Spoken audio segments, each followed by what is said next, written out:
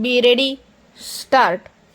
The value of education lies not just in getting a degree or training for a job. The real value is in giving back to society and in helping those less privileged and less fortunate than us. It is with this sentiment that Guru Nanak College has extended a special facility in partnership with an NGO that runs a school for special children. That is, children with special needs. I am told that certificate courses are offered to such students to help them find employment and to promote mainstreaming. I wish such efforts all success. Your college also strives to inculcate service to society and make students socially responsible. Following the December 2015 floods in Chennai, I have learned that a team from Guru Nanak College was one of the first to reach people in distress and provide food, water, medicines, and other essentials.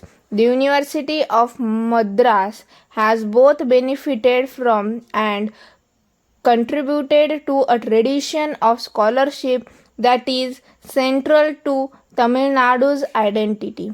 Even ordinary families in the state emphasize the value of education. This has had a direct impact on social development in DICE and on the economy. Tamil Nadu has a proud culture of research and innovation, whether in the pure sciences or in medicine and of engineering and manufacturing. It has a well regarded IT sector and a growing digital economy.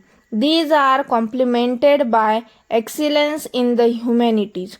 It is no surprise that the Tamil language is among the most ancient in the world. Centuries before many others, it was exploring the literature and philosophy of learning. Paragraph. The ability to pursue education as an end in itself, as well as to help fill gaps in day to day lives of our fellow citizens, is commendable. In this context, the people of Tamil Nadu and institutions such as the University of Madras are a model of our country. Inevitably, it is to institutions such as these that we turn for direction and leadership at the beginning of the 21st century.